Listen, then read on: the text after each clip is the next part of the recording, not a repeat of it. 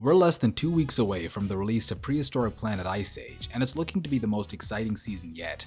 I recently got to speak to the show's executive producer, Mike Gunton, to learn more about the series. What follows is the recording of our conversation.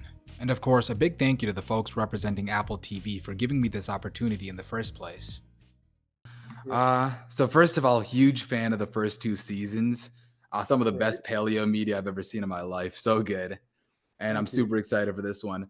So I guess I can just start with some of the questions. I guess Sure. maybe the first one is why the Ice Age? Why did you choose to move from the Cretaceous all the way to the end of the Cenozoic? Um, I guess the reason is because having done the dinosaur world, done 2 seasons there, and having a very good reaction, and thank you for enjoying it yourself. I just thought that how the original idea had come up anyway had been that where in the history of the Earth has nature put on this extraordinary show, where animals just are the most amazing you've ever seen. And I thought, well, clearly the first thing to think about is the end of the Cretaceous, all those wonderful creatures like T-Rex and all the rest of it. And having done that, it was, as I say, the success and the how much the audience liked it, I thought, well, look, there must be other times in Earth history. And of course, the obvious time is the Ice Age, when the planet was undergoing such extraordinary turmoil and change, and the environment was changing from deep freeze to melt and back again in the blink of a geological eye, and that was creating this extraordinary group of cast of animals, some of the great A-listers of all time, woolly mammoths and saber-tooths, but there were also so many other surprising animals that I felt Hmm. hadn't had their time on stage. So yeah, it just seemed to me the obvious time. Also, it's a very romantic time. I think people have there's a sort of uh, an excitement and a mystery about it because it's almost within reach. The Ice Age is not so long ago. I mean, we are Yeah. still creatures of the Ice Age. We're sort of in an interglacial. So, I think it's got something special in people's hearts. Hmm. And I think my next question actually leads pretty nicely off of that. So the first two seasons had like a lot of like fan favorite, well known animals like Tyrannosaurus, Triceratops, that sort of stuff. But there's also like a lot of lesser known animals that Sure. were very notable as well. Carnotaurus, to an extent, was one of my favorite animals, I and mean, I know he's had some depictions. So one thing I wanted to ask was there any animals in particular for Ice Age that maybe aren't as well known, like say Smilodon or the woolly mammoth, that you were really excited to introduce for the first time? well, yes, partly that actually is because one of the surprises for me, when I thought we'd do the Ice Age, inevitably I probably didn't think about it quite as hard as I should. And I think, well, of course it's going to be all snow and ice. Everybody, that's the signature of an Ice Age. Mhm. But when we of course started to think about how we were going to depict it and what sort of habitats we'd be looking at, you start to realize, well, hold on a minute. Of course, in the north, all that ice has a consequence in the rest of the planet. All that water vapor, all that water being sucked out of the environment and locked up in that ice. You have this enormous aridification in the south. Mhm. Deserts expanding, forests disappearing, grasslands, also not just in the south, but across a lot of the planet, grasslands expanding. And that generated a whole new cast of animals, which I hadn't really thought about. So, yes, some of the real surprises are actually animals that lived not necessarily in the frozen north, but down in the arid south. Mhm. So, for example, giant kangaroos, which are so big they can't even hop. Or, Right. I'd heard of marsupial lions, Thylacoleo, but I didn't really know what I didn't really, I suppose in the back of my mind, if I thought about it, I thought, well, it's probably going to look a bit like a lion. It doesn't look anything like a lion. It's No. basically a carnivorous koala bear. Now that's madness, isn't it? I mean, that's such an extraordinary creature. Very tricky actually. One of the hardest animals in the series to create or to build a model for. It quite, it sort of doesn't, when you look at it, it kind of almost doesn't look right, because it's such a strange creature, but it does. And yeah, so I suppose it was partly those creatures. The other thing that I think surprised me, again, I knew all of the classic sloths, the giant sloth and all the rest of it. I did not know about snow sloths. I didn't, one of Mhm. my favorite animals in this whole series is that in the first episode are those, they're not, of course, but they look a bit like a cross between a sloth and a polar bear. And nobody expects that. So no, it's been fun. So I wanted to talk a little bit more about the animals because we recently got a trailer for the series and some additional press images. And they included some really interesting animals, such as giant otters in Africa and Yep. Gigantopithecus, which is a bit of it's kind of a fan favorite. But one thing a lot of people seem to notice is that there's a bit of a difference in when those animals went extinct compared to, say, like the woolly mammoth or Smilodon, which went to. So one thing I wanted to ask was, what exactly is the time frame? Because it's Time mentioned that, frame. yeah, Yeah, yeah. good question. Well, look, when we did the first two series, of course, we talked about, broadly, it was the end of the Cretaceous, sort of 66 million years ago. But of course, in geological time, these the precision of when these animals lived is you can't say it was a Hmm. Thursday on a day. These are huge ranges. So we expanded that to probably about 10 million years. That sort of bucket or that bracket. So here we felt, well, look, ice ages, we call it ice age, deliberately not the ice age, we call it ice age. And we are looking at a series of ice ages. And so our range really is probably back to about 2 million years, Two almost million up. years. Well, actually, I was going to say up to 10, 11,000 years ago, which is when people think that's when we can formally say the ice age ended. But actually, we're including stellar sea cow. And stellar sea cow, Right. we know that people, modern historical people saw these creatures and drew drawings of them. Back, what is it, 200 years ago or something like that. So Yes. I guess the range of animals. And there are also contemporary animals in the show because almost everything that lives on planet Earth today is an ice age animal in some respects. So Hmm. yeah, and what we were careful about is, of course, making sure that in a scene you can't have an animal that went extinct 2 million years ago interacting with an animal that went extinct 100,000 years ago. But within Hmm. an episode, we do sometimes we will sometimes move around within this bracket of, I suppose, a couple of million years. To be honest, most of it's concentrated more recently than that, but there are some exceptions. So, and the audiences you're referring to are very sharp-eyed about this. They know their bases. Yes, yes. Yeah. I guess on a personal level, just looking at that trailer, there's a bit of like I wouldn't call it dread, but when I see an animal like, for example, an elephant bird or a stellar sea cow that kind of existed well past what we consider the ice age, versus like a Gigantopithecus. I mean, personally, my opinion is I see that animal and I'm like, he might if he's in the grasslands episode, that's according to the images. Or he might be on his way out because I Exactly. mean That that is that is the story. That one of the that he is really an emblematic creature that talks about how one of the consequences was the retreat of forest, and those a lot of those big primates and the apes particularly they were on their way out very quickly as a result of that. That Gigantopithecus sequence is, I think it's one of the most moving.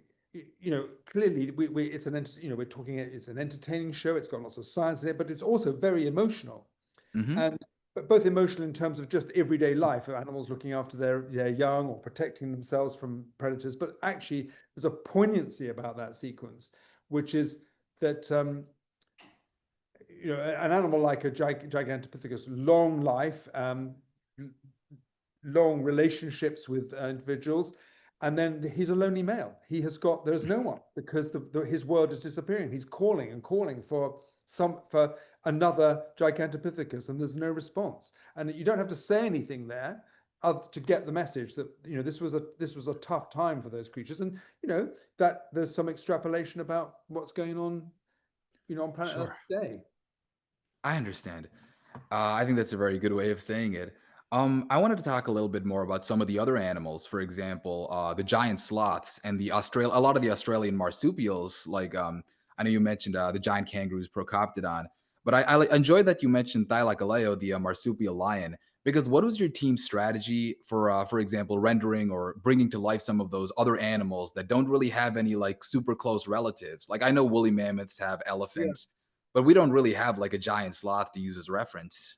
No, I mean, well, we have or every animal, irrespective of the ones where we've got, for example, woolly mammoths, we can actually, they've come out of the permafrost. We can actually see what one actually looked like. But we always use broadly the same technique. It all starts with the science. Always starts with the physical fossil evidence.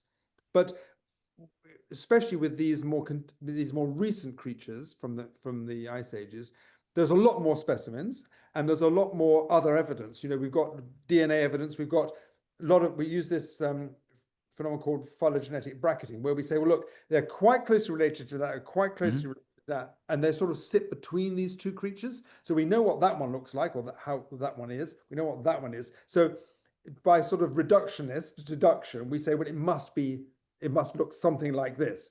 Like the Sherlock Holmes thing, the famous fictional detective. He said, we know it's this, we know it can't be that, and it can't be that, and it can't be that, and it can't be that. Therefore, by definition, or ergo, it must be this, which I always think is a rather lovely way of thinking about these kind of deductions. The other thing, of course, is that we can use contemporary animals. There are, certainly in terms of behavior, because there are actually relatively limited number of options for Mother Nature.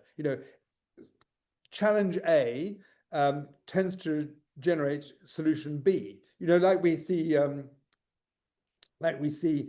convergent evolution across different groups in contemporary times. The same thing happens across time. The same problem that the animals face, evolution and yes, the selection pressures tend to come up with quite similar solutions. So it gives you legitimacy to say, well, we probably did that. Now, look, nobody was there to witness a thylacoleo running around and out of trees, but we know animals do that sort of thing. So with all the evidence you have, you start to create a completely plausible, legitimate reconstruction. Yes, I mean, I people think will that's argue. I'm sure people will argue about it, but I like to think this is the kind of definitive representation of the Ice Age for in 2025. This is the best we have of what we think these creatures look like and how they behaved. Until we get a time and to go back, we can't do much better. sure. I guess, do you have like a favorite episode or a favorite sequence in these series? Do you want me to be killed by my colleagues and say I prefer their program for another? No. I mean, it's like you're trying to say what's your favorite child. No, I think that every single one of the episodes I'm super proud of, because it's actually, when you have an idea like this, you have a hope of what it will look like. This massively exceeds my expectation, partly technically. I didn't, we were asking the visual effects teams to do things that most people would say is impossible. You've got mammals, which are tough. We're very sensitive about what mammals should look like. They're covered in fur. Every one of those fur fragments responds individually. That's very, very hard. And then we're asking them to run around in snow, jump into muddy pools, get caught in tar pits, and then also jump on each other. These are incredibly complex computing challenges and artistic challenges. I mean, I do love the opening sequence of the whole series, because I think it's very emblematic of what we were trying to do. Make this about individual struggle, about how individuals coped with this incredibly challenging time in planet Earth's history, and how there's this idea that is a theme that runs through, which we kind of discovered more than set out for, that how the power of family and the sociality of these creatures was one of their key kind of survival strategies. So I think that makes it very empathetic, because for us as humans, our power of family is one of our superpowers as well. Sure. Yes.